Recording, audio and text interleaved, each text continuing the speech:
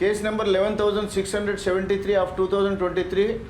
ముద్దాయి శ్రీశైలం కుమారి భర్తకి తెలియకుండా అబార్షన్ చేయించుకున్నందుకు కుమారి మీద మరియు అబార్షన్ చేసిన డాక్టర్ కోనా ప్రసాద్ మీద medical termination of pregnancy act 1971, IPC section 337/338 and consumer protection act కింద కేసు నమోదు చేయబడింది. అబార్షన్ కేసా? ఏంటయ్యా, అబార్షన్ చేసిన డాక్టర్ నువ్వేనా?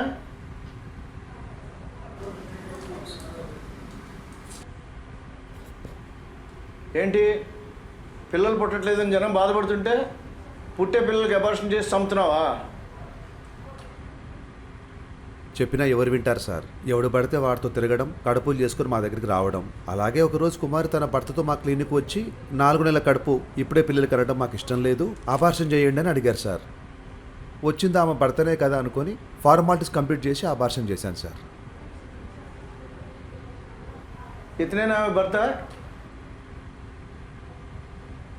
అబ్బే కాదు సార్, ఆ రోజు వేరే అతను వచ్చాడు, అతను సైన్ చేశాడు.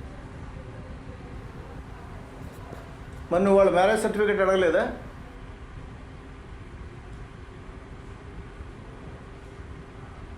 మై లార్డ్, ఇతనికి అబార్షన్ చేసే లైసెన్సే లేదు. ఇతను ఒక ఆర్ఎంపీ డాక్టర్. డబ్బులు కకృతిపడి ఇల్లీగల్ అబార్షన్ చేస్తుంటాడు. ఆర్ఎంపీవా? నీకు అసలు బుద్ధి ఉందా? డబ్బుల కోసం పర్మిషన్ లేకపోయినా అబార్షన్లు చేస్తున్నావా? బయట ఎవరు చేయరు సార్, రిస్క్ అని తెలిసినా వాళ్ళ కెరీర్ కోసం నేనే చేస్తున్నాను. కుమార్ భర్త ఎవరయ్యా? సార్ నేనే సార్, నా పేరు రాహుల్. నీ భార్య నీకు తెలియకుండా అబార్షన్ ఎలా చేయించుకుంది? ఆ టైంలో నువ్వు ఎక్కడున్నావు? నేను ఒక ఆర్మీ ఆఫీసర్ని, రాజస్థాన్ రెజిమెంట్లో డ్యూటీ చేస్తున్నాను. నాకు కుమారితో 2 సంవత్సరాల క్రితం పెళ్ళయింది సార్. పెళ్ళవగానే నేను డ్యూటీ కోసం బార్డర్కి వెళ్ళాల్సి వచ్చింది. ఈ మధ్యనే తిరిగి ఇంటికి వచ్చాను. ఇంటికి రాగానే నా భార్య నా కోసం ఎదురు చూస్తుంది అనుకున్నాను. కానీ తను నన్ను దగ్గరికి రానివ్వకుండా ఏవో ట్యాబ్లెట్స్ వాడుతూ డాక్టర్తో మాట్లాడడం గమనించాను సార్. ఏంటిదని నిలదీస్తే అబార్షన్ చేయించుకున్నా అని చెప్పింది సార్. నాకేం చేయాలో అర్థం కాక కేసు పెట్టాను సార్. ఏమా, మీ ఆయన అక్కడ దేశం కోసం, ఇక్కడ మీ పిల్లల కోసం కష్టపడుతుంటే నువ్వు ఇష్టమైనట్టు తిరిగి కడుపులు చేయించుకుంటావా? ఏంటి అసలు ఇది? సార్, పెళ్ళైన నెల రోజులు మేమిద్దరం చాలా సంతోషంగా గడిపాం సార్. కానీ ఇదే లైఫ్ ఇలాగే సంతోషంగా ఉంటుందనుకున్న టైంలో మా ఆయన నన్ను వదిలేసి బార్డర్కి వెళ్ళిపోయాడు సార్. సడన్గా ఒంటరిదాన్ని అయిపోయాను అనిపించింది. ఏం చేయాలో తెలియట్లేదు. పడుకుంటే నిద్ర రాదు. మా ఆయనతో గడిపిన నెల రోజులే గుర్తుకొస్తున్నాయి. ఏం చేయాలో తెలియక మా ఆయనకి ఫోన్ చేశాను. చేస్తే రావడం కుదరదు, లీవ్ దొరకలేదని చెప్పారు సార్. అలా చూస్తూ చూస్తూ సంవత్సరం గడిచింది సార్. ఇంతలోనే మా కాలేజ్ గెట్ టుగెదర్ ఫంక్షన్కి వెళ్ళాల్సి వచ్చింది సార్. అక్కడ నా పాత బాయ్ ఫ్రెండ్ అశోక్ కలిశారు సార్. అలా మేమిద్దరం ఒకటయ్యాం సార్. ఇంతలోనే మా ఆయన డ్యూటీలో ఉండగానే నాకు కడుపు వచ్చింది సార్. మా ఆయన రాకముందే కడుపు తీయించాలని అశోక్ నన్ను ఈ డాక్టర్ దగ్గరికి తీసుకెళ్ళి అబార్షన్ చేయించాడు సార్. తర్వాత హెవీ బ్లీడింగ్ కావడం, పెయిన్ ఎక్కువ రావడంతో టాబ్లెట్లు వాడుతున్నాను సార్. ఇంతలోనే మా ఆయన బార్డర్ నుంచి వచ్చేసారు సార్. నీ బాధను నేను అర్థం చేసుకోగలనమ్మా. అలా అని దేశం కోసం కష్టపడుతున్న నీ భర్తని మోసం చేయటం తప్పని నీకు అనిపించలేదా? దేనికైనా ఒక హద్దు ఉంటుంది. మీరు చేసిన ఏదో పని నుంచి తప్పించుకుంటానికి చివరికి గల్లీలో ఉన్న ఆర్ఎంపీల దగ్గరికి వెళ్ళి ప్రాణం మీద తెచ్చుకున్నావు. పెద్ద హాస్పిటల్కి వెళ్తే ప్రూఫ్స్ అడుగుతారని దగ్గరలో ఉన్న ఆర్ఎంపీ డాక్టర్ దగ్గరికి వెళ్ళి ఎక్స్ట్రా డబ్బులు ఇచ్చి అబార్షన్ చేయించాడు సార్. రాహుల్, జరిగిందంతా విన్నావు కదా, నువ్వేమన్నా చెప్పాలనుకుంటున్నావా? సార్, ఇందులో నా తప్పు కూడా ఉంది సార్. నేను పెళ్ళైన వెంటనే బార్డర్కి వెళ్లకుండా ఉంటే నా భార్య అశోక్కి దగ్గరయ్యేది కాదు. నేను ఈ తప్పు ఇంకోసారి జరగకుండా చూసుకుంటాను సార్. నా భార్యను నాతో పాటు తీసుకెళ్తాను. కానీ ఈ కేసులో ఆర్ఎంపీ డాక్టర్ని మాత్రం వదలకండి సార్. ఎలాగైనా శిక్ష పడేలా చూడండి సార్.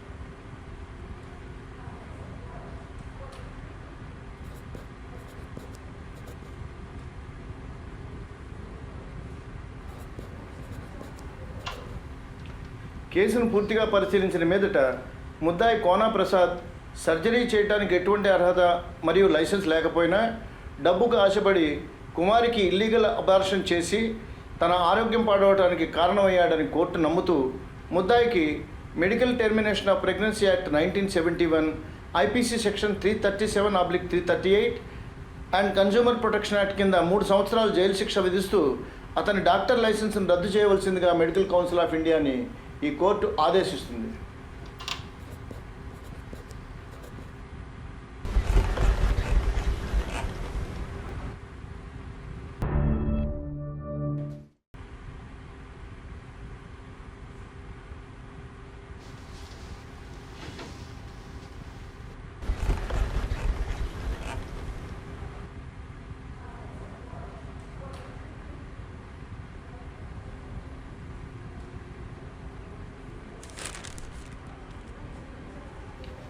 కేసు ఏంటి? మొబైల్ రిపేర్కి ఇస్తే అందులో ఉన్న పర్సనల్ వీడియోస్ని బయట పెట్టేశాడు మిలాడ్. ఈ కేసులో విక్టిమ్ చనిపోయింది మిలాడ్. Oh so sad.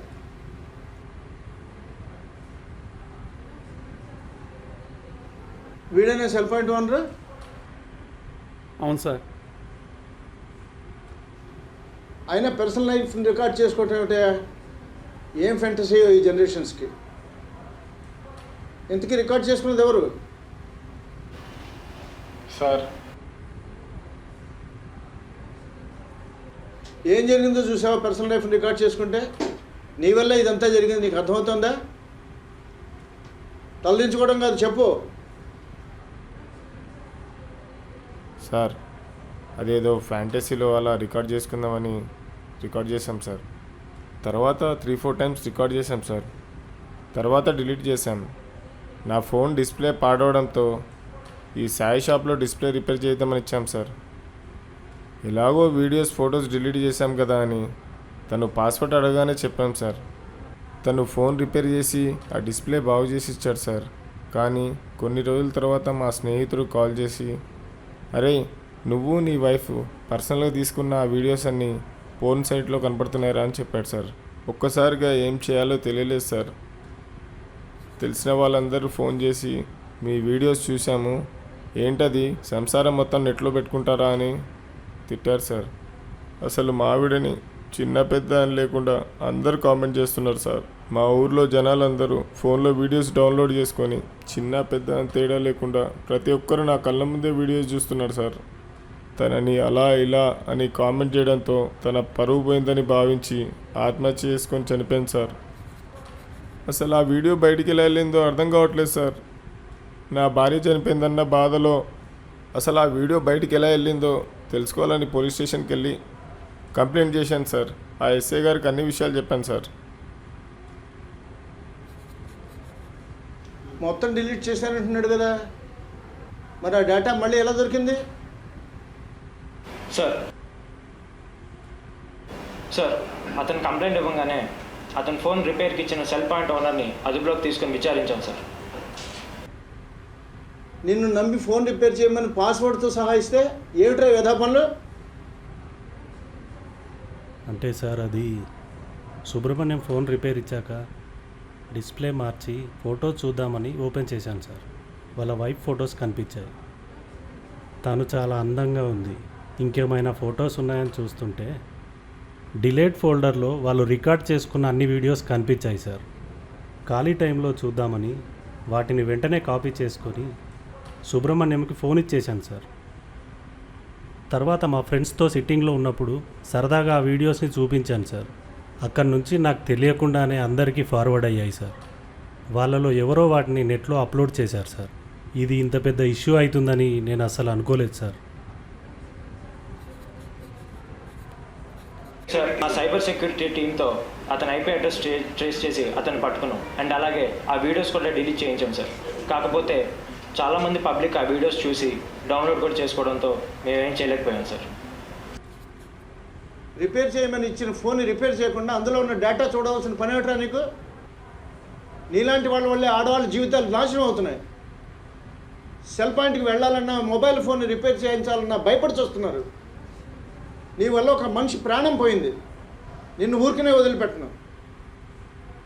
నీకు నేను వేసే శిక్ష నీలా ప్రైవేట్ విషయాలను బయట పెట్టే వాళ్ళకి ఒక గుణపాఠంగా మారాలి.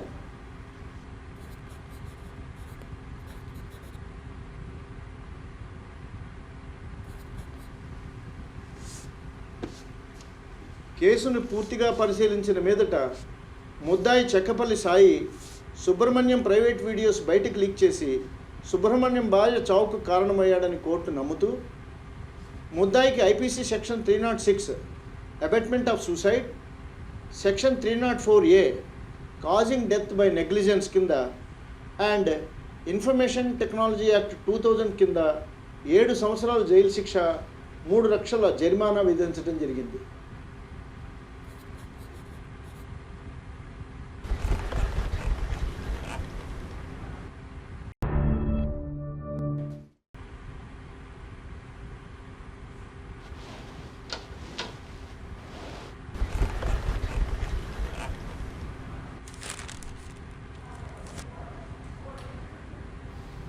ఏంటి వీళ్ళు వచ్చారు? పెళ్లి ఫంక్షన్కి వచ్చి డబ్బులు డిమాండ్ చేసి న్యూసెన్స్ చేసిన హిజ్రాల్ మీద కేసు మిలాద్. ఎంత డిమాండ్ చేశారండి? 50,000 డిమాండ్ చేశారు సార్. అడిగిన డబ్బులు ఇవ్వనందుకు బట్టలు విప్పి ప్రైవేట్ పార్ట్ చూపిస్తూ చాలా న్యూసెన్స్ చేశారు sir. What kind of extraction is this? వీళ్ళలో కొంతమంది మరీ మితిమీరిపోతున్నారు ఈ మధ్యన. విక్టిమ్ మీరేనా? అవును సార్, ఈ నెల 19న మా అబ్బాయి పెళ్లి పెట్టుకున్నాం సార్ జేఆర్ కన్వెన్షన్లో. మా అబ్బాయి పెళ్లికి 2 హిజ్రాలు వచ్చారండి. మా అబ్బాయిని దీవించి దిష్టి తీసి డబ్బులు అడిగారు సార్. సరే సంతోషంగా అబ్బాయి పెళ్లి పెట్టుకున్నాం కదా అని ఒక 5,000 ఇచ్చాను సార్. 5,000 మాకొద్దు, 50,000 కావాలని డిమాండ్ చేశారు సార్. ఏంటి 5,000 సరిపోవా వీళ్ళకి? 50,000 కావాలా? అవును సార్, అవును సార్. శుభం అని అబ్బాయి పెళ్లి పెట్టుకున్నాం కదా అని చెప్పి ఇక్కడేం గొడవ చేయొద్దు వెళ్ళిపోమన్నాం సార్. అయితే వీళ్ళు 50,000 కూడా ఇవ్వలేవు, చేతులకి గాజులు వేసుకుని నువ్వు కూడా మాతో వచ్చాయని నోటికొచ్చినట్టు బూతులు తిట్టారు సార్. చప్పట్లు కొడుతూ చుట్టూ తిరుగుతూ చీర పైకి ఎత్తి అది చూపిస్తూ మా అందరి బంధువుల ముందు చాలా నీచంగా బిహేవ్ చేశారు సార్. వాళ్ళు అడిగినంత డబ్బు మేము ఇవ్వలేదని చెప్పి వాళ్ళకి ఫోన్ చేశారు సార్. ఓ 10 మంది హిజ్రాలు ఆటోల్లో వచ్చి నానా రభసా చేశారు సార్. ఆ గొడవ చూసి మా వియ్యంకుడు వాళ్ళ బంధువుల ముందు నా పరువు పోయింది సార్. ఇది ఫస్ట్ టైం కాదు సార్, ఇంతకుముందు కూడా మా షాప్ ఓపెనింగ్ వచ్చారు సార్. 20,000 ఇవ్వు, 15,000 ఇవ్వు అని డిమాండ్ చేశారు సార్. డబ్బులు ఇవ్వలేదని చెప్పి అప్పుడు కస్టమర్స్ ముందు కూడా నాన్న న్యూసెన్స్ చేస్తే సరే వీళ్ళతో గొడవ ఎందుకని చెప్పి అప్పుడు డబ్బులు ఇచ్చాను సార్. ఓపెనింగ్కి వచ్చి డబ్బులు తీసుకుందే కాకుండా రోజు షాప్ దగ్గరికి వచ్చి న్యూసెన్స్ చేస్తున్నారు సార్. వీళ్ళని చూసి వచ్చే కస్టమర్స్ కూడా రాకుండా పోతున్నారు సార్. సార్ వీళ్ళు టార్చర్ తట్టుకోలేకపోతున్నాం సార్. మీరే వీళ్ళ బారి నుంచి మమ్మల్ని రక్షించాలి సార్. ఏమ్మా, మీకు గవర్నమెంట్ చాలా రంగాల్లో అవకాశాలు కల్పించింది కదా. మీ జెండర్లో ఎంతోమంది చాలా మంచి అవకాశాలు పొందుతున్నారు, ఉన్నతమైన స్థానాల్లో ఉన్నారు. మీరు కూడా వాళ్ళలో ఏదైనా పని చేసుకుని బతకచ్చు కదా. ఇలా ఫంక్షన్స్లో అట్లకి వెళ్ళి న్యూసెన్స్ చేయడం ఏమిటి? ఏం చేయమంటారు సార్, పెద్దగా చదువుకోలేదు. పోనీ చదువుకుందామన్నా స్కూల్లో అందరూ మమ్మల్ని చూసి హేళన చేసేవాళ్ళు సార్. చిన్నప్పటి నుంచి ఇదే అలవాటు అయిపోయింది సార్. పోనీ ఏదైనా పని చేసుకొని బతుకుతామన్నా మా లాంటి వాళ్ళకి పని ఎవరిస్తారు సార్?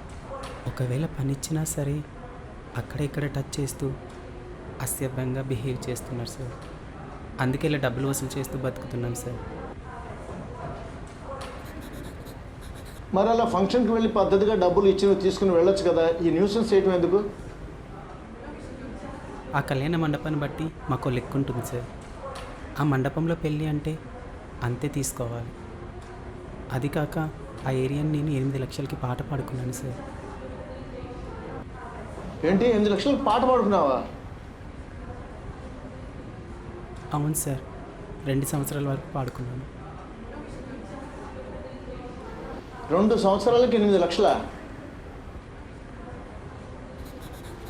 ఏంటి ఇలా కూడా పాడుకుంటారా?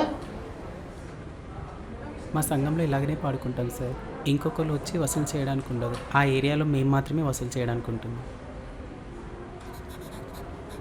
చూడమ్మా త్రిష, మీలో మీరు లక్షల లక్షల పాటలు పాడుకుని ఆ డబ్బు కోసం జనాల్ని ఇబ్బంది పెట్టడం తప్పు. చూసావు కదా నీ వల్ల ఎంతమందికి ఇబ్బంది పడుతున్నారో. సంతోషంగా వాళ్ళు ఇచ్చినంత తీసుకుని వెళ్ళాలి, కానీ మీరు అడిగినంత వాళ్ళు ఎవరు. అలా అడిగే హక్కు కూడా మీకు లేదు.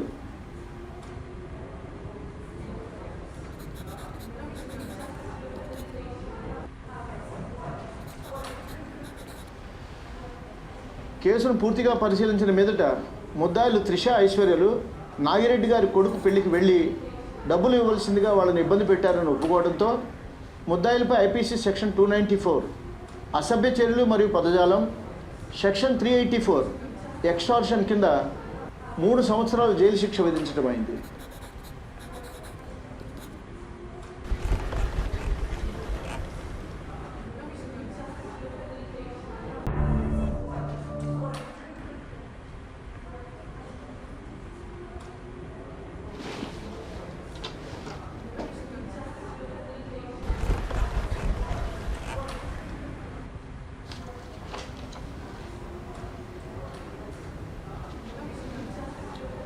ఎమ్మెల్యే వచ్చారేంటి?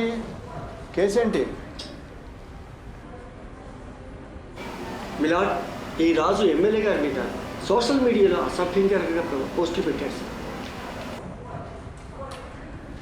ఏంటయ్యా ఆ ఎమ్మెల్యే మీద అసభ్యకరమైన పోస్టులు పెట్టడం ఏంటి? సార్, నేను ఇది కావాలని చేయలేదు సార్. నా వర్క్ నేను చేసేదంతా. వర్కా? ఏంటి ఫేక్ పోస్టులు పెట్టడం నీ వర్కా? సార్, నేను బీటెక్ చేసి బ్యాంకు జాబుల కోసం ట్రై చేస్తుంటే రిజర్వేషన్ వల్ల మంచిగా ఎగ్జామ్స్ రాసినా కూడా 2 సార్లు ఫెయిల్ అయ్యాను సార్. అందుకే ఖాళీగా ఉండలేక ఆన్లైన్లో జాబ్స్ కోసం సెర్చ్ చేస్తుంటే పార్ట్ టైం జాబ్ అని చెప్పి గంటకి 5,000 ఇస్తామని చెప్పి ఆఫర్ వచ్చింది సార్. అందుకే వెంటనే జాయిన్ అయ్యాను. గంటకు 5,000? ఏంటా వర్క్? ఏం కంపెనీ అది? సార్, కంపెనీ డీటెయిల్స్ గురించి ఏం తెలియదు, కానీ మేము జాయిన్ అయిన తర్వాత మా పేర్ల మీద ఐడీలు క్రియేట్ చేస్తారు సార్. తర్వాత బయట ఉన్న సిచ్యువేషన్ బట్టి మాకు కొన్ని పోస్టులు పంపిస్తారు. ఆ పోస్టులను మేము మా అన్ని సోషల్ మీడియా నెట్వర్క్ల్లో పోస్ట్ చేసి స్క్రీన్ షాట్స్ తీసి వాళ్ళ మెయిల్ ఐడికి పంపించాలి సార్. అలా పంపిస్తే మా 5,000 మాకు అకౌంట్లో క్రియేట్ చేస్తారు సార్. మేము పెట్టిన పోస్టులకి లైక్లు, కమెంట్లు, షేర్లను బట్టి మాకు బోనస్లు కూడా వచ్చాయి సార్.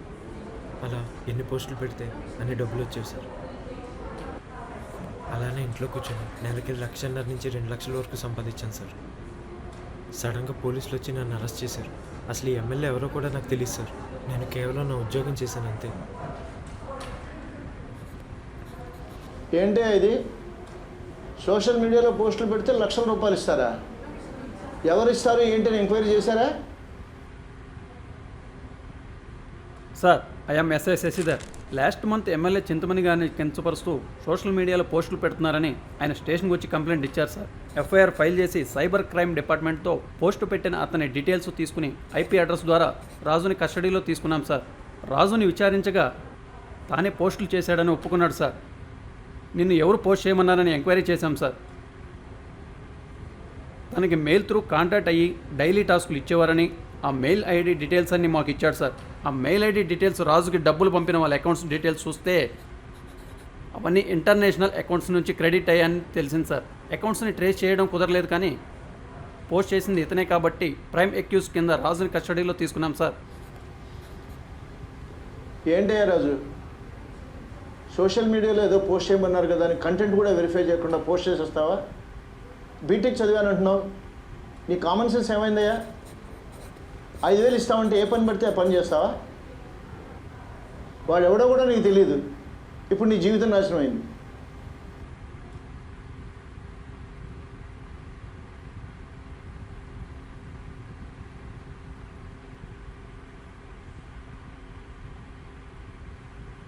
ముద్దాయి రాజు తన సోషల్ మీడియా ప్లాట్ఫామ్స్లో ఎమ్మెల్యే చింతమనేని అనిల్ కుమార్ గౌడ్ మీద అసభ్యకరమైన పోస్టులు పెట్టాడని రుజువు అవడంతో ముద్దాయికి information technology act 2000 section 67 publishing obscene material in electronic form, section 499, section 504, 505, representation of the people act 1951 కింద 3 సంవత్సరాలు జైలు శిక్ష విధిస్తూ ఇలాంటివి మరలా చేయకూడదని కోర్టు హెచ్చరిస్తోంది.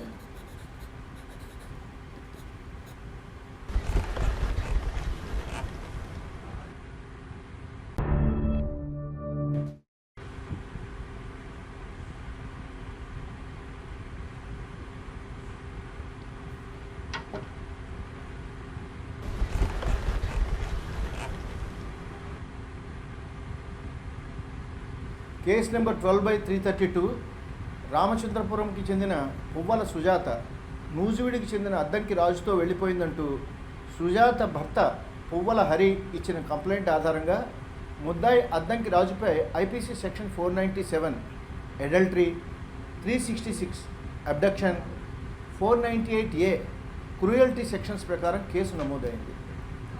హరి అంటే నువ్వేనా? అవును సార్. సార్, నా భార్య రోజు పొద్దున్నే స్కూల్ పిల్లల్ని బస్సు ఎక్కించడానికి, సాయంత్రం తీసుకురావడానికి వెళ్ళేది. నేను అందరిలాగే తాను కూడా పిల్లల కోసం వెళ్తుంది అనుకున్నాను సార్. కానీ తను ఆ బస్ డ్రైవర్ రాజుగఢ్ కోసం వెళ్తుంది అనుకోలేదు సార్. అప్పుడప్పుడు డ్రైవర్తో ఫోన్లో మాట్లాడేది. డ్రైవర్తో ఎందుకు మాట్లాడుతున్నావు అంటే, పిల్లలు బస్సులో అల్లరి చేస్తున్నారని, రేపు బస్సు లేటుగా వస్తుందని, రేపు బస్సు త్వరగా వస్తుందని చెప్పడానికి చేశాడని ఏదో ఒక వంక చెప్పేది సార్. బ్యాంకులో జాబ్ చేసే నేను జాబ్ టెన్షన్ వల్ల అవన్నీ పెద్దగా పట్టించుకునేవాడిని కాదు సార్. లేట్ నైట్గా వచ్చి మార్నింగ్ ఎర్లీగా వెళ్ళిపోయేవాడిని సార్. ఇంక ఇంట్లో ఏం జరుగుతుందో తెలిసేది కాదు సార్. కానీ సడన్గా ఇలా వెళ్ళిపోతుందని అస్సలు ఊహించలేదు సార్. ఈ కేసు ఇన్వెస్టిగేషన్ చేసిన ఆఫీసర్ ఎవరండి?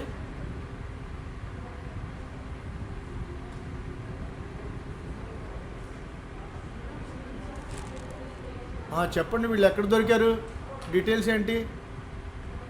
సార్, 10/12/2022 తారీఖున ఈ హరి స్టేషన్కి వచ్చి తన భార్య కనిపించడం లేదని కేసు పెట్టాడు సార్. మేము డీటెయిల్స్ అన్ని నోట్ చేసుకొని ఎంక్వైరీ స్టార్ట్ చేసాం. ఆమె కాల్ రికార్డ్స్, చాట్ మొత్తం చూస్తే మాకు తెలిసింది ఏంటంటే, హరి పిల్లలు చదువుతున్న లిటిల్ ఫ్లవర్ స్కూల్ బస్ డ్రైవర్తో తను లేచిపోయిందని తెలిసింది. 4 నెలలు వెతికిన తర్వాత సుజాత హైదరాబాద్లోని ఒక హాస్టల్లో పనిచేస్తుందని తెలిసింది సార్. నువ్వేనా సుజాత అంటే?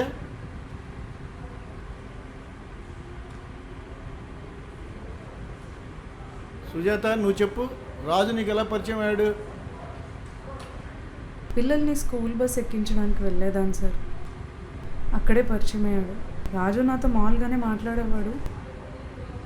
నేను నా పాత ఫ్రెండ్ పవిత్రలా ఉన్నారని నంబర్ తీసుకుని మామూలుగా చాటింగ్ చేసేవాడు. అలా కొద్ది రోజులు చాటింగ్ చేసిన తర్వాత, నువ్వు చాలా బాగుంటావు, నువ్వంటే చాలా ఇష్టమని అన్నాడు. మొదట్లో అంతగా పట్టించుకోలేదు. కానీ రాను రాను నిన్ను ప్రేమిస్తున్నాను, పెళ్లి చేసుకుంటాను, నువ్వు లేకుండా ఉండలేను, నువ్వు ప్రేమించకపోతే చచ్చిపోతానని చెప్పేవాడు సార్. అలా కొద్ది రోజులు గడిచాక, నాతో వస్తావా, రాకపోతే చచ్చిపోతా అని పురుగుల మందు బాటిల్ పట్టుకుని నాకు వీడియో కాల్ చేశాడు సార్. నన్ను అంతలా ప్రేమిస్తున్నాడా అని నమ్మి తనతో వెళ్ళిపోయాను. ఒక గుళ్ళో తాళి కట్టి ఒక ఇల్లు తీసుకుని నన్ను అందులో పెట్టి పనికెళ్ళేవాడు సార్. ఇద్దరం ఒక నెల రోజులు బాగానే గడిపాం. రాను రాను తన ప్రవర్తన మారింది. నా మీద మోజు తీరిపోయినట్టుంది. 2 నెలలు అయ్యాక పనికి వెళ్ళొస్తానని చెప్పి ఇంకా రాలేదు. ఎన్ని రోజులైనా కానీ అతను తిరిగి రాలేదు. ఫోన్ చేస్తే స్విచ్ ఆఫ్ వచ్చింది.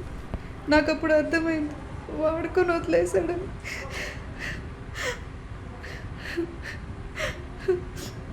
ఏడోకమ్మా, ఏడోకుండా ఏం జరిగిందో చెప్పు.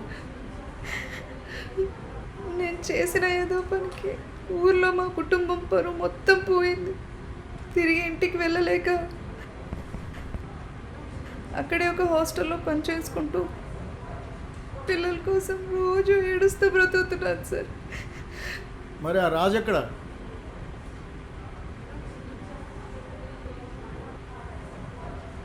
సుజాత చెప్పిన డీటెయిల్స్తో ఎంక్వైరీ చేస్తే మాకు తెలిసింది ఏంటంటే, సుజాతను వదిలేసి చాలా రోజులు వెతికిన తర్వాత వాడు వైజాగ్లో దొరికాడు. ఏడి ఆ రాజుగారు ఎక్కడ?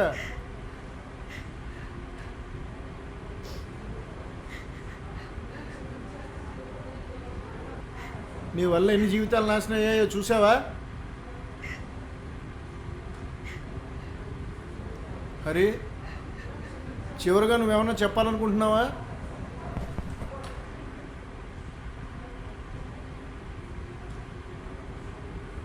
మాది చాలా పరువుగా బతికే కుటుంబం సార్. అలాంటిది తాను మా కుటుంబం పరువు మొత్తం తీసేసింది. గత 6 నెలలుగా తన వల్ల మా అమ్మ నాన్న పిల్లలకి అసలు మనశ్శాంతి అన్నదే లేదు. రోడ్డు మీద తల ఎత్తుకోలేకుండా చేసింది. ఇంత క్షోభ అనుభవించాక తాను నాకు వద్దు సార్, విడాకులు ఇప్పించండి సార్. అంత పని చేయకుండా అల్లుడు గారు, మీ కాళ్ళు పట్టుకుంటాను. మా కూతురు చేసిన తప్పే, ఈ ఒక్కసారికి క్షమించండి. పిల్లలకి తల్లి లేకుండా చేయకండి. ఏదో మాయ మాటలు నమ్మి మోసపోయిందే కానీ నా కూతురు అలాంటిది కాదు. ఈ ఒక్కసారికి క్షమించండి. ఒక్క అవకాశం ఇప్పించండి జడ్జి గారు. అది మళ్ళీ అలా చేయదు. నాది బాధ్యత జడ్జి గారు. పిల్లల జీవితాలు నాశనం అయిపోతాయి. ఒక్కసారి ఆలోచించండి బాబు. అల్లుడు గారు, ఈ ఒక్కసారికి క్షమించండి. చెప్పవే, మళ్ళీ అలాంటి తప్పు చేయనండి, చెప్పు. జీవితంలో మళ్ళీ ఇలాంటి పని చేయలేండి. నన్ను క్షమించండి. ఏడవటం ఆపండి. Control your cells.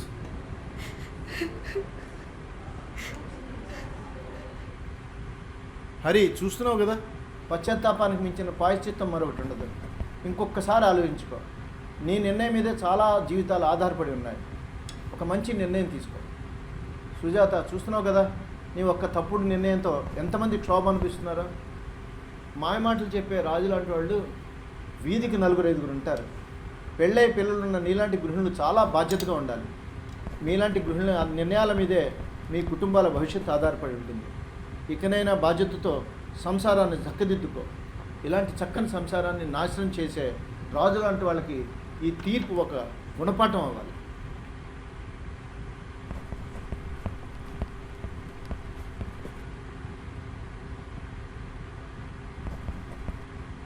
ముద్దాయి రాజుకి IPC section 366 and 498A, IPC section 417 ప్రకారం 5 సంవత్సరాల కఠిన కారాగార శిక్ష, 3 లక్షల జరిమానా విధిస్తోంది ఈ కోర్టు.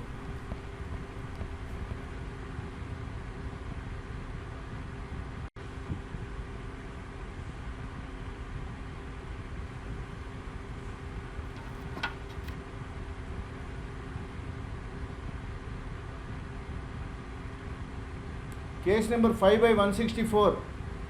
మణికొండ వాస్తవ్యులు సకినేటి రాము, అతని భార్య సకినేటి సీత ఇంట్లో ఉండగా Durga finance company registration number 74/377 రౌడీలతో వెళ్ళి బెదిరించడమే కాకుండా ఇంట్లో ఆడవారితో అసభ్యంగా ప్రవర్తించినందుకు సెక్షన్ నెంబర్ 499 మరియు సెక్షన్ 256 కింద కేసు నమోదు చేయడం జరిగింది.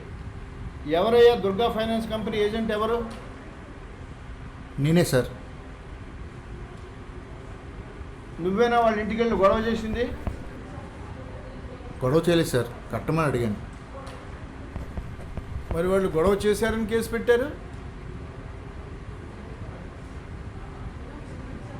రాము, వాళ్ళు గొడవ చేయలేదంటున్నారు, దీనికి మీరేమంటారు?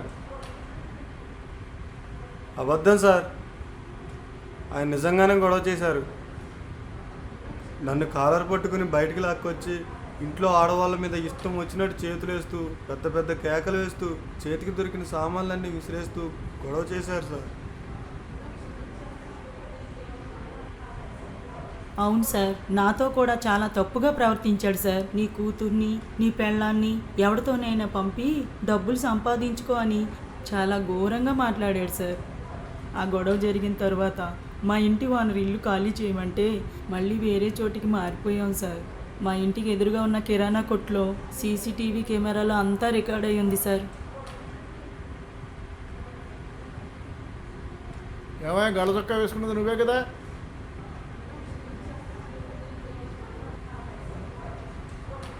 మరి నేనేం చేయలేదు, నాకేం తెలియదు అన్నావు. ఇంతకీ వాళ్ళు ఎంత తీసుకున్నారు? 5 lakhs సార్. వడ్డీ ఎంత? 27% సార్. ఏంటి అంతా? ఎన్ని నెలలు కట్టారు ఇప్పుడు దాకా?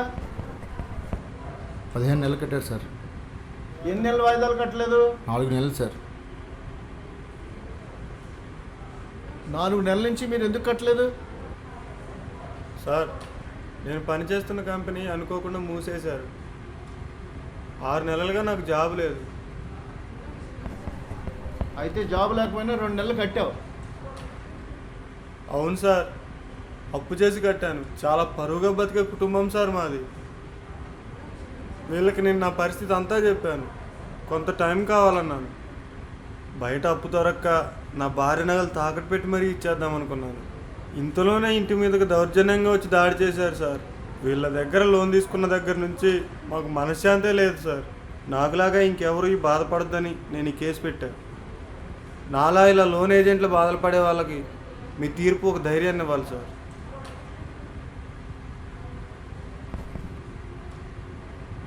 అయినా ఇలా ఇంటికి వెళ్ళి గొడవ చేయటం ఏంటయ్యా? మీ ఫైనాన్స్ వాళ్ళు ఇలా ఇంటికి వెళ్ళి గొడవ చేసే హక్కు ఎవరు ఇచ్చారు మీకు? సార్, మాకు ఫ్యామిలీస్ ఉన్నాయి, కానీ మాకు తప్పట్లేదు. మాకు పైన ఉన్న ప్రెజర్ వల్ల టార్గెట్ కంప్లీట్ చేయాలని మేము అలా చేస్తున్నాం. టార్గెట్ కంప్లీట్ చేయకపోతే మాకు శాలరీ కట్ చేస్తారు. అప్పుడు మా కుటుంబాలు రోడ్డు మీద పడతాయి సార్. ఎంత ప్రెషర్ ఉంటే మాత్రం అలా చేస్తారా? సూసైడ్ చేసుకుని చనిపోతే నీ మీద మీ కంపెనీ మీద డైరెక్ట్ మర్డర్ కేసు ఫైల్ అవుతుంది. మీ దుకాణం సర్దుకోవాల్సిందే శాశ్వతంగా. అయినా ఈ మధ్య కాల్ మనీ కేసులు ఎక్కువైపోతున్నాయ్యా. మరీ 27% వడ్డీ ఏంటయ్యా? జనాల అవసరాలను ఆసరాగా తీసుకుని మీలాంటి ఫైనాన్స్ కంపెనీలు ప్రజల్ని అడ్డంగా దోచుకుంటున్నారు. అయినా ఇది నీ ఒక్కడి తప్పు కాదు. టార్గెట్ పేరుతో ఇలా ఎంప్లాయీస్ని హింసించే ప్రతి కంపెనీది. ఏమైనా డిఫెన్స్ గారు ఏమన్నా చెప్పాలా? నా క్లయింట్ కేవలం టార్గెట్ కంప్లీట్ చేయాలనే ప్రెషర్లో కొంచెం గట్టిగా అడిగిన మాట వాస్తవం, కానీ ఉద్దేశపూర్వకంగా చేయలేదు మై లార్డ్. సరే, ఏది ఏమైనా ఫైనాన్స్ కంపెనీ వాళ్ళు కస్టమర్ ఇంటికి వెళ్ళి గొడవ చేయటం తప్పు. కట్టమని అడిగే హక్కు ఉంది, కానీ ఇలా ఇంటికి వెళ్ళి రోడ్డు మీద ఎక్కడ పడితే అక్కడ గొడవ చేయకూడదు. మీరు ఇచ్చేటప్పుడు ఎంత సున్నితంగా ఉంటారో తిరిగి తీసుకునేటప్పుడు కూడా అలాగే ఉండాలి.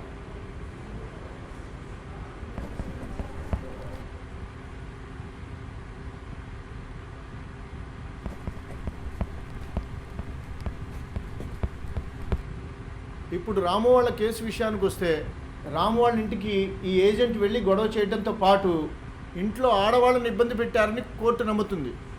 కాబట్టి ఆడవాళ్ళతో తప్పుగా ప్రవర్తించినందుకు Durga finance company recovery agent భాస్కర్కి సెక్షన్ 354 కింద 3 years సాధారణ జైలు శిక్ష, సెక్షన్ 499 ప్రకారం దుర్గా ఫైనాన్స్ కంపెనీకి 10 లక్షల జరిమానా విధిస్తూ ఇలాంటివి మరలా తిరిగి పునరావృతం కాకుండా చూసుకోవాలని కోర్టు హెచ్చరిస్తోంది.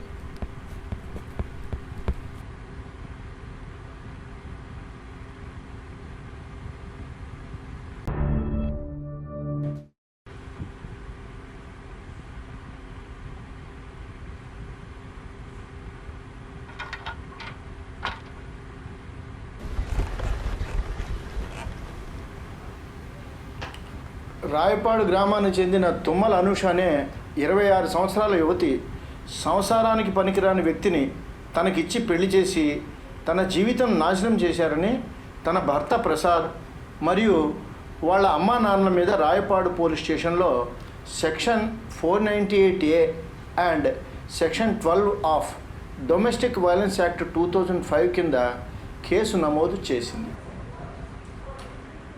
తుమ్మల అనూష, తుమ్మల ప్రసాద్ వాళ్ళ తల్లిదండ్రులు వచ్చారా? అనూష, నీ భర్తతో నీకున్న ప్రాబ్లం ఏంటమ్మా? నమస్కారం సార్. సార్, నాకు పెళ్ళై 1 సంవత్సరం అవుతుంది. మా అమ్మ నాన్న ఈ ప్రసాద్ మంచివాడని, మంచి జాబ్ చేస్తున్నాడని 30 లక్షల కట్నం, 2 ఎకరాల పొలం, 10 తులాల బంగారం ఇచ్చి చాలా గ్రాండ్గా పెళ్లి చేశారు. నేను కూడా నా జీవితం ఎంతో బాగుంటుందని ఆశపడ్డాను. కానీ నా ఫస్ట్ నైట్ రోజు నేను రూమ్లోకి వెళ్ళేసరికి ఈ ప్రసాద్ ల్యాప్టాప్లో వర్క్ చేసుకుంటూ ఉన్నాడు. ఈరోజు కూడా వర్క్ ఏంటంటే అని అడిగాను. కొంచెం అర్జెంట్ వర్క్ ఉంది, ఏమీ అనుకోవద్దని చెప్పారు. సరే అని చాలాసేపు వెయిట్ చేశాను. అప్పటికి నా దగ్గరికి రాకపోయేసరికి నేనే సిగ్గు విడిచి తన దగ్గరికి వెళ్ళాను సార్. అందుకు వీడు నాకు కొంచెం మూడ్ బాగాలేదు, పెళ్ళయింది ఈరోజే కదా, ఇంకా మంచి రోజులు ముందున్నాయిలే అని చెప్పాడు. నేను కూడా సర్లే అని ఇబ్బంది పెట్టలేదు సార్. ఇలా 4 నెలలు రాత్రి అయితే చాలు నాకు దూరంగా ఉండేవాడు. ఏంటి ఏమన్నా ప్రాబ్లమా అని అడిగితే ఏదో మాటలు చెప్పి తప్పించుకునేవాడు. ఒకరోజు మా ఇంటికి ఈ ప్రసాద్ ఫ్రెండ్ వచ్చాడు. తన కోసం ఫుడ్ వండమని నన్ను కిచెన్లోకి పంపాడు. చాలాసేపటికి వీళ్ళు బయటికి రాలేదు. ఏంటా అని నేను వెళ్ళి చూశాను. నేను చూసేసరికి వీళ్ళిద్దరూ బట్టలు లేకుండా, చిచి నా నోటితో చెప్పలేను సార్. అప్పుడు ప్రసాద్ వాళ్ళ అమ్మా నాన్నని పిలిచి అడిగాను. దానికి వాళ్ళు ఇలాంటివన్నీ చూసి చూడనట్టు వెళ్ళిపోవాలమ్మా అని చెప్పారు సార్. అప్పుడు అర్థమైంది నా భర్త గే అని. మా అత్తామామలు ఇది తెలిసి కూడా నాకు పెళ్లి చేశారని. అప్పుడే నాకు జరిగిన అన్యాయానికి న్యాయం జరగాలని ఈ ఫ్యామిలీ మీద కేసు పెట్టాను సార్. మీరేనా ప్రసాద్?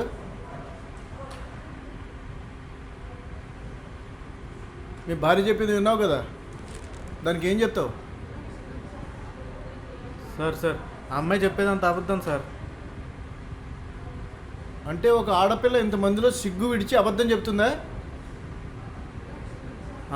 అవును సార్. సరే, నిన్ను మరి మెడికల్ టెస్ట్కి పంపించమంటావా? ఒకవేళ అమ్మాయి చెప్పింది నిజమని తెలిసిందనుకో, నీకు శిక్ష ఏ రేంజ్లో ఉంటుందో నీ ఊహకే వదిలేస్తున్నాను. మౌనంగా ఉండటం కాదు, నోరు తెరిచి నిజం చెప్పు. సార్ వాళ్ళు చెప్పింది నిజమే సార్. I'm gay. ఈ విషయం నీకు ఎప్పుడు తెలిసింది? చిన్నప్పటి నుంచి తెలుసు సార్. మరి మీ ఇంట్లో తెలుసా? తెలుసు సార్. చిన్నప్పుడే నాకు ఆడవాళ్ళ కోరికలు వస్తున్నాయని చెప్తే ఏం కాదు పెద్ద అయితే అవే పోతాయి అన్నారు సార్. కానీ పెద్ద ఎక్కడ చెప్తే వాళ్ళేం పట్టించుకోలేదు సార్. మరి ఇలాంటి ప్రాబ్లం ఉన్నవాడు పెళ్ళి ఎలా చేసుకున్నావు? నాకు ఇష్టం లేదు సార్ పెళ్ళంటే. కానీ మా చుట్టాల్లో నా గురించి ఏవేవో మాట్లాడుకుంటున్నారని, వాళ్ళ నోరు మూయించాలని మా అమ్మ నాన్న నాకు బలవంతంగా పెళ్లి చేయించారు సార్. ఈ విషయాన్ని మరి నీ భార్యకి ఎందుకు చెప్పలేదు? చెప్తే గోల్ చేసి మా పరువు తీస్తుందనేసి చెప్పలేకపోయాను సార్. ఇప్పుడు మాత్రం నీకు పరువు ఉందా? అన్యాయంగా ఒక అమ్మాయి గొంతు కోసారు కదయ్యా. మీరేనా ప్రసాద్ తల్లిదండ్రులు?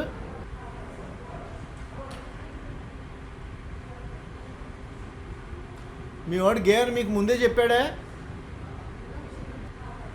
చెప్పాడు సార్. మరి చెప్పినా పెళ్ళి ఎందుకు చేశారు? సార్ నాకు ఒక్కగానొక్క కొడుకు సార్. వాడు ఇలా ఉండేసరికి చూడలేకపోయాం సార్. దానికి తోడు ఇరుగు పొరుగు వాళ్ళ మాటలు భరించలేకపోయాం సార్. అందుకే అనూషనిచ్చి చాలా గ్రాండ్గా పెళ్లి చేశాను సార్. పెళ్లి చేసావు సరే, మరి దగ్గరుండి కాపురం చేయించగలిగావా?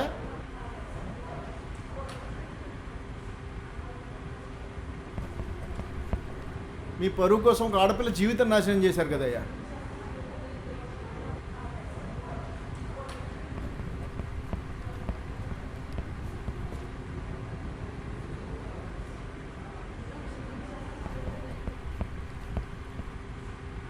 తుమ్మల అనూష అనే అమ్మాయి తుమ్మల ప్రసాద్ అనే వ్యక్తి చేత గత సంవత్సరం నుంచి మానసికంగాను మరియు శారీరకంగాను బాధ అనుభవించినందుకు గాను సెక్షన్ 498A అండ్ సెక్షన్ 377 కింద ప్రసాద్కి తన ఫ్యామిలీకి 3 నెలల జైలు శిక్ష విధించటమైనది.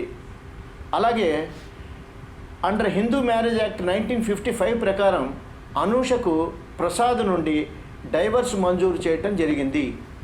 అదేవిధంగా కట్నం అనే పేరుతో తుమ్మల అనూష దగ్గర నుంచి తీసుకున్న 30 లక్షల నగదు మరియు 2 ఎకరాల పొలం, 10 తులాల బంగారం తిరిగి ఇవ్వవలసిందిగా కోర్టు తీర్పు ఇస్తోంది. అదేవిధంగా అనూష నిర్భయంగా తనకు జరిగిన అన్యాయాన్ని బయటికి వచ్చి చెప్పినందుకు ఈ కోర్టు ఆమెని అప్రిషియేట్ చేస్తోంది.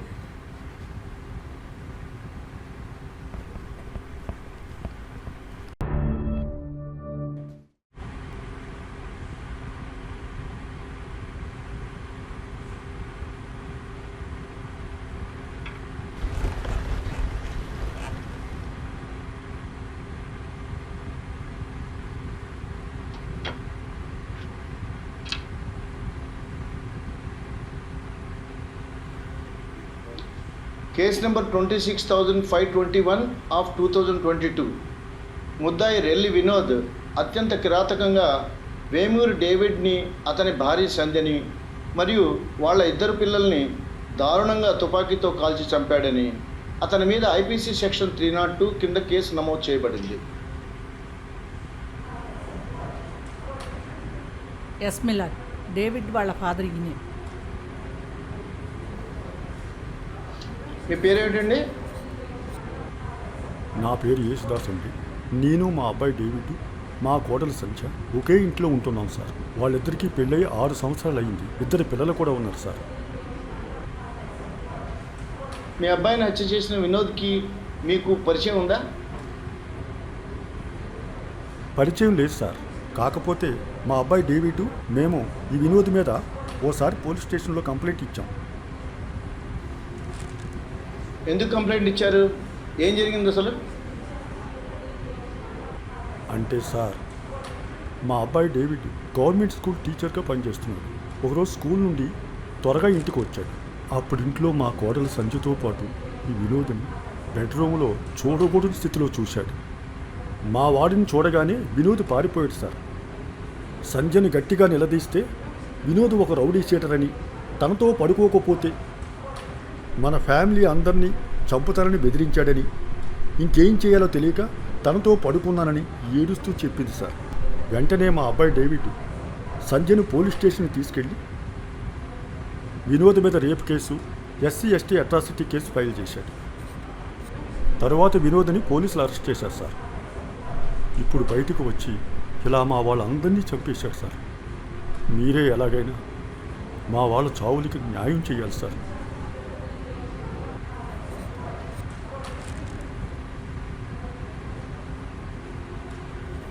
మీరేనా ఈ కేసు డీల్ చేసిన officer? Yes sir, I'm SI Kurmarao. Okay, మీ రిపోర్ట్ ఏంటో చెప్పండి. Sir, last month 16th morning 10:30 గంటలకు మా స్టేషన్కి ఫోన్ చేసి ఈ సునీల్ మా ఫ్రెండ్ వినోద్ ఈరోజు 5గురిని చంపబోతున్నట్టు తన వాట్సాప్లో స్టేటస్ పెట్టాడని, వాడు స్టేటస్ పెడితే అన్నంత పని చేస్తాడని, వాడిని ఎలాగైనా ఆపాలని మాకు ఇన్ఫామ్ చేశాడు సార్. మేమంతా కలిసి వినోద్ ఇంటికి వెళ్ళాం. అక్కడ ఎవరూ లేరు. 2 పోలీసుల్ని అక్కడ గస్తీ పెట్టి మేము వినోద్ని వెతకడం స్టార్ట్ చేశాం సార్. ఆ తర్వాత డేవిడ్ ఇంట్లో తుపాకీ పేలిన సౌండ్ వినిపించిందని తన ఇంటి పక్కన ఉన్న వ్యక్తి మాకు కాల్ చేశాడు సార్. మేము డేవిడ్ వాళ్ళ ఇంట్లో వెళ్ళి చూడగా రక్తం మడుగులో డేవిడ్, అతని భార్య సంధ్య, 2 పిల్లలు బుల్లెట్ గాయాలు తగిలి చనిపోయారు సార్. డేవిడ్ ఫాదర్ యేసుదాస్ ఇచ్చిన స్టేట్మెంట్తో ఈ మర్డర్స్ అన్ని వినోదే చేశాడని స్పెషల్ టీం ద్వారా మేము ఇన్వెస్టిగేషన్ స్టార్ట్ చేశాం సార్. మఫ్టీలో ఉన్న మాకు మరుసటి రోజు ఉదయం వినోద్ దొరికాడు సార్. మా ఇంట్రాగేషన్లో తానే ఈ మర్డర్ చేశానని ఒప్పుకున్నాడు సార్. నువ్వెవరయ్యా? సార్, నా పేరు సునీల్ అండి. నేను వినోద్ ఫ్రెండ్. వినోద్ నీకు ఎప్పటి నుంచి తెలుసు? చిన్నప్పటి నుండి నా స్నేహితుడు అండి. సరే, చనిపోయిన సంధ్యకి వినోద్ ఎప్పటి నుంచి తెలుసు? సార్, వాళ్ళిద్దరూ కాలేజ్ నుంచి ఒకళ్ళొకళ్ళు లవ్ చేసుకుంటున్నారు సార్. అదే ఇప్పటికీ పెళ్ళయ్య కూడా కంటిన్యూ చేస్తూనే ఉన్నారు సార్. అతని వాట్సాప్ స్టేటస్ చూసి పోలీసులకు ఇన్ఫామ్ చేసామని చెప్పారు. అతను ఆ పని చేస్తాడని అంత గట్టిగా నువ్వు ఎలా నమ్మావు? డేవిడ్ వాళ్ళు వినోద్ మీద కేసు పెట్టి దగ్గర నుంచి వాళ్ళ మీద పగ పెంచుకున్నాడు సార్. ఏమే వినోద్, వీళ్ళంతా చెప్పింది విన్నావు కదా, అదంతా నిజమని ఒప్పుకుంటున్నావా? ఆ మర్డర్ నేనే చేశానని ఒప్పుకుంటున్నాను సార్. నేను ఏ తప్పు చేయలేదు సార్. నీకు అసలు బ్రెయిన్ ఉందా? ఇంతమందిని చంపి నువ్వేమీ తప్పు చేయలేదంటున్నావు. అసలు నీకు బుద్ధి ఉందా? సార్, నేను సంధ్య 10 సంవత్సరాల నుంచి ప్రేమించుకున్నాం. తనకి డేవిడ్తో పెళ్ళి అయిపోయినా నేనంటే చాలా ఇష్టం అని చెప్పేది సార్. డేవిడ్ స్కూల్కి వెళ్ళిపోగానే నాతో ఎంజాయ్ చేసేది సార్. సడన్గా దొరికిపోయేసరికి తప్పంతా నా మీద నెట్టేసి లేనిపోని కేసులన్నీ వేసి నన్ను అన్యాయంగా జైల్లో పెట్టి నా జీవితాన్ని నాశనం చేసింది సార్. అందుకే ఇలాంటి దాన్ని వదలకూడదని చెప్పి నేనే చంపేశాను సార్. మరి ఇంత మూర్ఖుల్లా ఉన్నావేటే? చిన్నపిల్లల్ని చూసి కూడా జాలి కలగలేదా నీకు?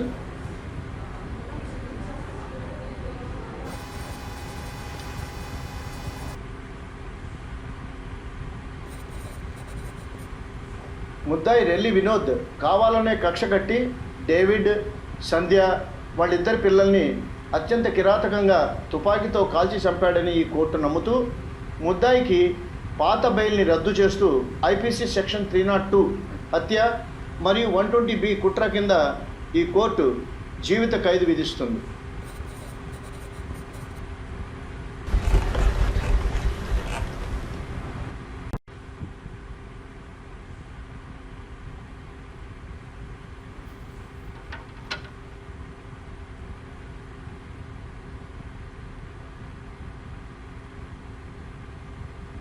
కేసు నెంబర్ 117/23 ముద్దాయి ఆకాష్ చోప్రా దివ్యర శాంతి అనే గవర్నమెంట్ స్కూల్ టీచర్తో అక్రమ సంబంధం పెట్టుకుని తను గర్భవతిగా ఉన్నప్పుడు దారుణంగా కత్తితో పొడిచి చంపాడని ముద్దాయిపై ఐపీసీ సెక్షన్ 302 హత్య 102B కుట్ర కింద కేసు నమోదైంది. ఎవరయ్యా శాంతి భర్త ఎవరు? నమస్తే సార్, నా పేరు దివ్యుల ప్రకాష్ అండి. సరే, నువ్వేం చేస్తుంటావు?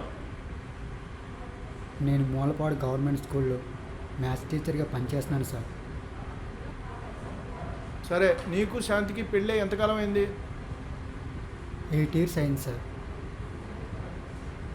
ఆవిడ కూడా టీచర్ అన్నావు కదా, ఎంతకాలం నుంచి పనిచేస్తోంది?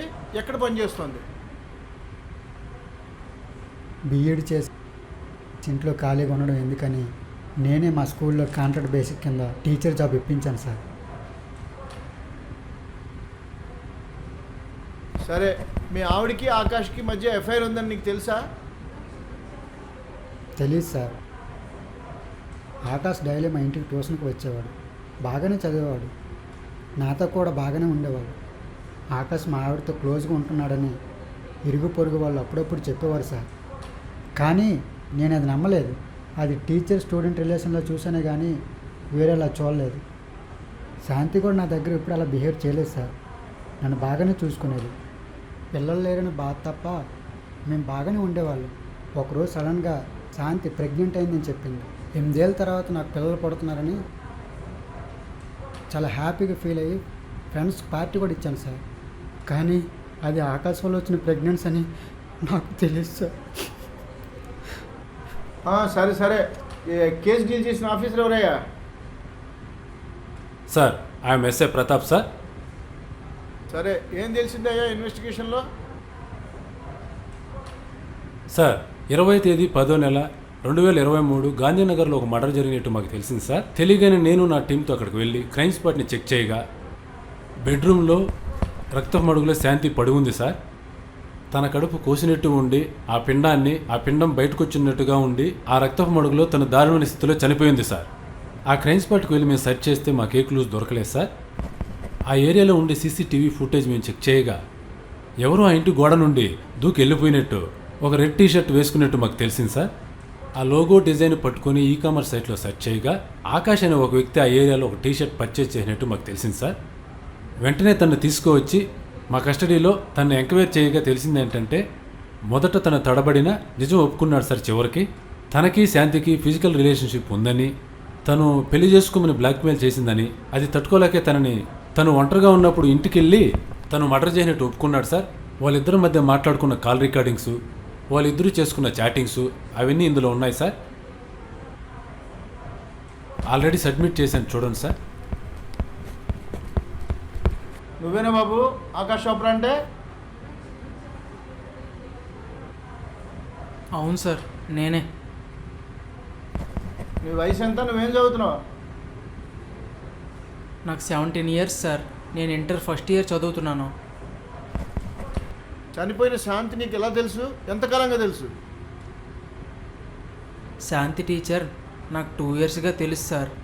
9th క్లాస్లో ఉన్నప్పటి నుంచి నేను టీచర్ దగ్గరికి ట్యూషన్కి వెళ్ళేవాడిని.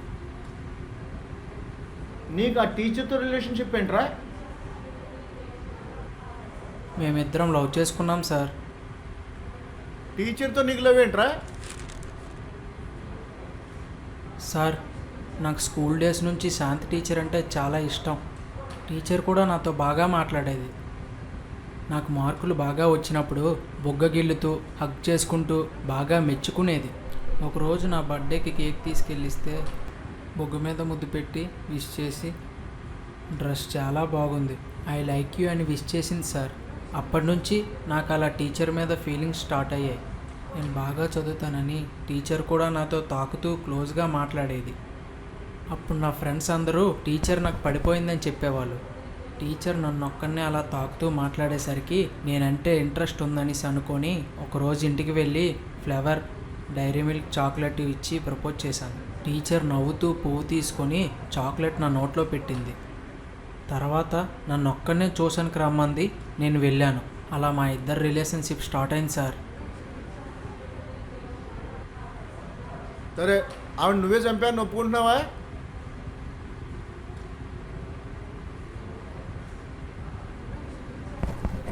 బ్లాక్మెయిల్ చేసిందని చెప్పేవాడు కదా, తను నిన్ను ఎందుకు అలా చేసింది? మా ఇద్దరి మధ్య రిలేషన్షిప్ బాగానే ఉండేది సార్. తన కోసం ఇంట్లో డబ్బు తీసుకొని చీరలు నగలు కూడా కొనిచ్చాను సార్. ఓర్ని, ఆ తర్వాత? ఫస్ట్ అంతా బాగుంది సార్.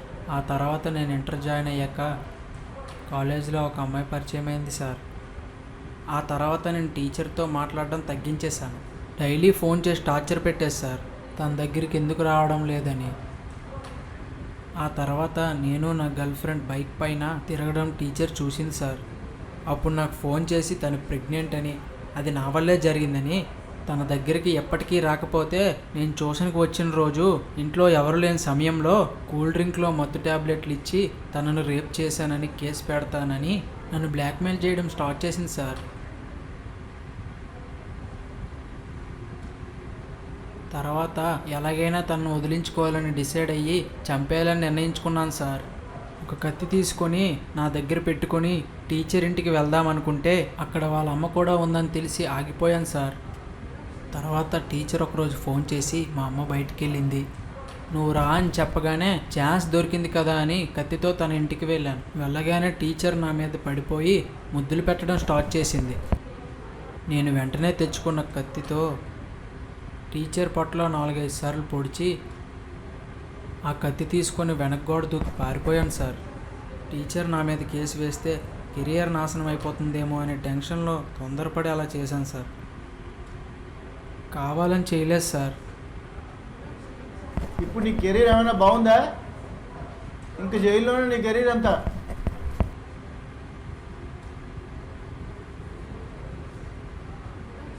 చేసిందంతా చేసి ఏడుపోవటి ఇంకా అబ్బా.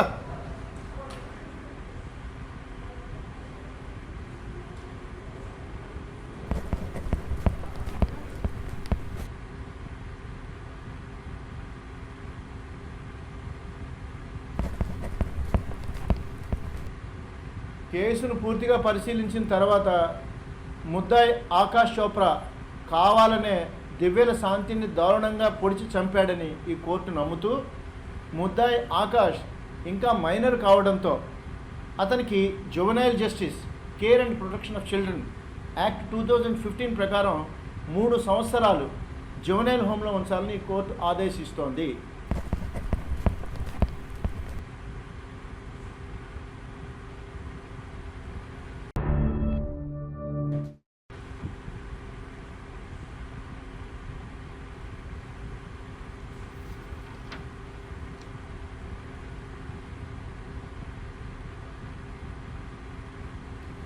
Case number 9/23.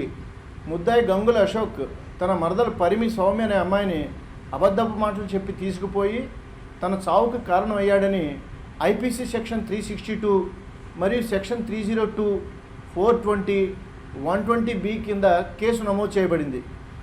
ఈ అశోక్ వైఫ్ ఎవరమ్మా? నమస్తే సార్. నీకు అశోక్తో పెళ్ళి ఎంతకాలం అయింది? 2018 జనవరిలో అయింది సార్. మాకు ఒక పాప బాబు కూడా ఉన్నారు సార్. ఓకే. మీ చెల్లి సౌమ్య చావుకి మీ ఆయనే కారణం అని అంటున్నారు. మీ చెల్లితో మీ ఆయనకి ఏమన్నా గొడవలు కానీ ఇల్లీగల్ అఫైర్స్ కానీ ఉన్నాయా? వాటి గురించి నీకు ఏమన్నా తెలుసా? అంటే సార్ అది చెప్పమ్మా, క్లియర్గా చెప్పు, నీళ్ళు నవ్వకుండా. ఓవర్ టైం వేస్ట్ చేయకు. వాళ్ళిద్దరికీ కొంతకాలం ఎఫ్ఐఆర్ నడిచిన మాట నిజమే సార్. మా ఆయన చంపేంత రాక్షసుడు అయితే కాదు సార్. వీళ్ళు కావాలనే మా ఆయన ఇరికిస్తున్నారు సార్. నాకు అశోక్కి పెళ్ళైన తర్వాత హైదరాబాద్లోనే సెటిల్ అయ్యాం. నేను మా అమ్మ ఒకరోజు బంధువుల ఇంట్లో ఫంక్షన్ ఉందని వెళ్ళాం సార్. ఆ టైంలో ఇంట్లో మా చెల్లి మా ఆయన ఇద్దరే ఉన్నారు. సగం దూరం వెళ్ళాక ఫోన్ మర్చిపోయానని ఇంటికి వెళ్తే అక్కడ మా ఆయన మా చెల్లి ఒకే బెడ్రూమ్లో కనిపించారు సార్. ఆ తర్వాత పెద్ద గొడవ అయింది. వాళ్ళ అమ్మ నాన్న మా చుట్టాలందరూ కలిసి మళ్ళీ ఇలాంటివి జరగకుండా చూసుకుంటామని చెప్పి మమ్మల్ని ఒప్పించి మా చెల్లిని మా అమ్మ వాళ్ళతో పంపించేశారు. కానీ ఆ తర్వాత కూడా ఒకరోజు మా ఆయన సౌమ్యతో వీడియో కాల్లో అసభ్యకరంగా మాట్లాడుతూ దొరికాడు సార్. మళ్ళీ పెద్ద గొడవ జరిగి నేను మా పుట్టింటికి వెళ్ళిపోతుంటే ఏడుస్తూ కాళ్ళు పట్టుకుని బతిమలాడి పిల్లల మీద ఒట్టు పెట్టి మళ్ళీ ఇలాంటి పనులు చేయను అని ఏడిస్తే పిల్లల జీవితం పాడైపోతుందేమో అని ఊరుకున్నాను సార్. ఇంకప్పటి నుంచి తను సౌమ్యతో మాట్లాడడం పూర్తిగా మానేశాడు సార్. తర్వాత కొన్ని రోజులకి సౌమ్య కిరణ్ అనే అబ్బాయిని లవ్ చేసి పెళ్లి చేసుకుంది. ఇప్పుడు ఇలా జరిగేసరికి మా ఆయన మీద లేనిపోని నిందలు వేస్తున్నారు సార్. సౌమ్య భర్త కిరణ్ ఎవరయ్యా? నేనే సార్. చెప్పయ్యా, నువ్వేం చేస్తుంటావు? సార్, నాకు ఆటోనగర్లో మెకానిక్ షెడ్ ఉంది. ఓకే. మీ ఇద్దరికి లవ్ మ్యారేజా? అమ్మాయి నీకు ఎలా తెలుసు? నేను డిగ్రీ చేసేటప్పుడు సౌమ్య నా క్లాస్మేట్ సార్. మేమిద్దరం అప్పటి నుంచే ప్రేమించుకున్నాం సార్. తర్వాత పెద్దల్ని ఎదిరించి పెళ్లి చేసుకున్నాం. సరే, ఈ అశోక్ నీకు ఎలా తెలుసు? మొదట్లో మమ్మల్ని అందరూ దూరం పెట్టారు సార్. ఒకరోజు ఈ అశోక్ మా ఇంటికి వచ్చి కాంప్రమైజ్ చేయడానికి ట్రై చేశాడు సార్. ఆ తర్వాత నుంచి అప్పుడప్పుడు ఇంటికి వచ్చేవాడు సార్. ఓకే. సౌమ్య కనబడకుండా పోయిన రోజున ఏం జరిగిందో నీకు గుర్తుందా? ఆ రోజు అశోక్ మా ఇంటికి వచ్చి సౌమ్య పేరెంట్స్ తనని కలవాలంటున్నారని చెప్పాడు సార్. మేము చాలా హ్యాపీగా ఫీల్ అయ్యి సౌమ్యని అతనితో పంపించాను సార్. ఇలా పంపించిన తర్వాత 2 రోజులైనా సౌమ్య నాకు ఫోన్ చేయలేదు సార్. నేను ఫోన్ చేస్తే స్విచ్ ఆఫ్ వచ్చింది. ఈ అశోక్కి ఫోన్ చేస్తే ఫోన్ ఎత్తట్లేదు. నాకు డౌట్ వచ్చి సౌమ్య వాళ్ళ ఇంటికి వెళ్ళాను సార్. వాళ్ళ ఇంట్లో వాళ్ళు మేము అసలు సౌమ్యని పిలవలేదని, తను ఇక్కడికి రాలేదని చెప్పారు సార్. అశోక్ని అడిగితే అసలు సంబంధం లేదన్నట్టు మాట్లాడుతున్నాడు సార్. నాకు భయం వేసి ఏం చేయాలో తెలియక పోలీస్ స్టేషన్లో పోలీస్ కంప్లైంట్ ఇచ్చాను సార్. తర్వాత ఊరి చివరి తోటలో శవం దొరికింది సార్ తనది. Kiran, control sir.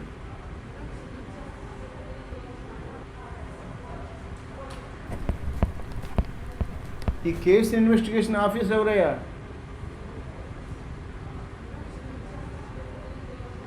నేనే సార్. I'm SI Giridhar. చెప్పండి, మీ ఇన్వెస్టిగేషన్లో ఏం తేలింది? కిరణ్ ఇచ్చిన రిపోర్ట్ ప్రకారం కేసు ఇన్వెస్టిగేషన్ చేస్తుంటే నందిగామ అడవి ప్రాంతంలో సగం కాలిన శవం దొరికింది సార్. పోస్ట్ మార్టం చేసి డిఎన్ఏ రిపోర్ట్ వచ్చిన తర్వాత చనిపోయింది సౌమ్యనే అని చెప్పి కన్ఫర్మ్ చేసుకున్నాం సార్. తర్వాత కేసుకు సంబంధించిన డీటెయిల్స్ అన్నీ లాయర్ గారికి సబ్మిట్ చేశాం సార్.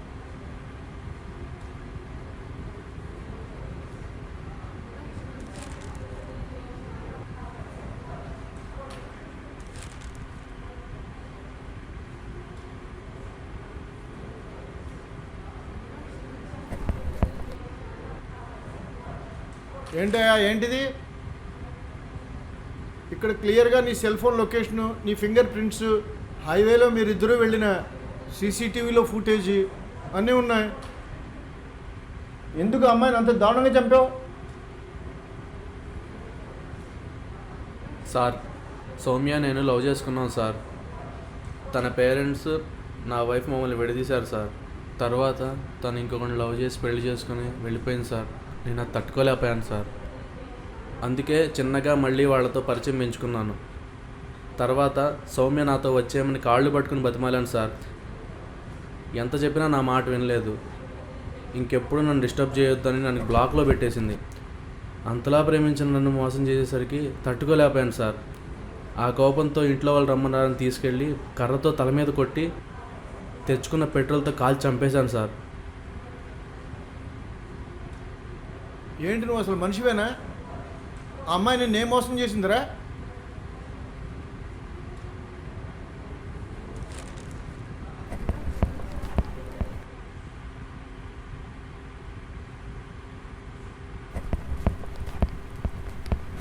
కేసును పూర్తిగా పరిశీలించిన తర్వాత ముద్దాయి అశోక్ కావాలనే సౌమ్యను తీసుకెళ్లి కాల్చి చంపేశాడని ఈ కోర్టు నమ్ముతూ ముద్దాయి అశోక్ ఐపీసీ సెక్షన్ 359, 362 మరియు ఐపీసీ సెక్షన్ 302 కింద 10 సంవత్సరాల కఠిన కారాగార శిక్ష విధిస్తోంది.